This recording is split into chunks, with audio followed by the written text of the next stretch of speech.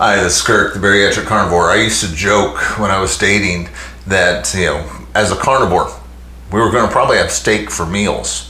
And if you liked your steak well done, there's a very good possibility that you wouldn't get a second date. And if we're at a restaurant and you order your steak well done and then you proceed to put ketchup on it, I'm going to dine and dash. And, I tell that to people, but, there's an element of truth to it that, I frankly have found that the longer I've been on carnivore, the more rare I actually like my steaks.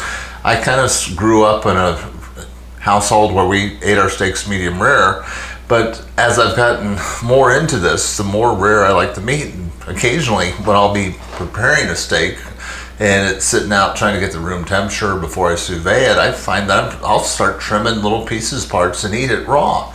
It's kind of a steak tartare, and I kind of like a little bit of it from time to time. Now, that is not to say that I'm a big advocate of eating raw meat. There seem to be some dangers associated with it.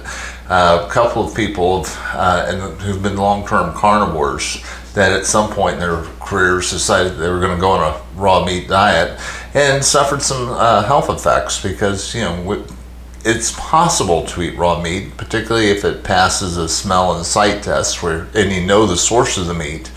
You'll probably be fine by doing it. I just don't recommend it.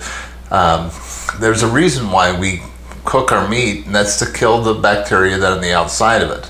So, and that's one of the problems with hamburger.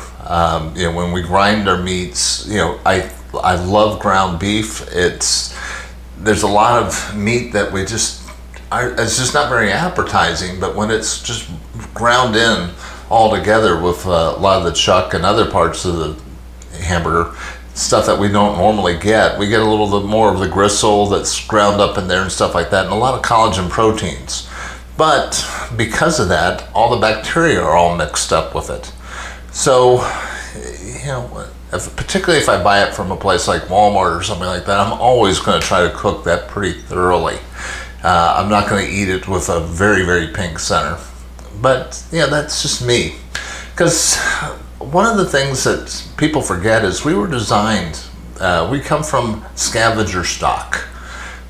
When our earliest ancestors, the way we evolved is we would find kills that bigger predators had done, and we developed tools that allowed us to break open the bones, get that fatty marrow out, and able to dig out meat that critters with big teeth and claws just couldn't get to unless they had the tools. And we had the tools. That's what allowed us to get a lot of the meat that lions and other big predators just couldn't get their hands on or their paws on, so to speak.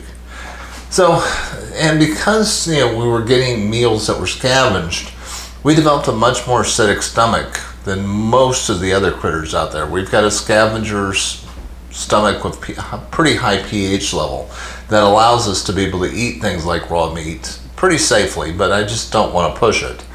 But the question is, does overcooking your meat, if you cook your meat to well done, is that going to destroy the nutritional value on it? And the answer to that is yes and no. It seems to that there are some vitamins that are lost when you cook, and some of the B vitamins are going to be decreased, but not by a significant amount. The only way to really lose protein in your meat is by overcooking it at a very high temperature for a very long period of time. Basically, when you've turned a steak into a hockey puck, you've pretty much wiped out the nutritional quality of that meat as well as the taste. So it depends on you. You're not going to lose a lot by cooking. You actually gain some availability of protein by cooking your meat. So you don't have to eat it raw, but if you want to try a little bit or eat steak tartare, for the most part you're going to be pretty darn safe doing it. You got enough stomach acid for the most part, unless you're doing like me for a while when I did not, when I was taking PPIs, which were reducing the amount of stomach acid in my stomach constantly, which may have made that even kind of problematic. So keep that in mind too. If you've got a highly acidic stomach, utilize it if you want.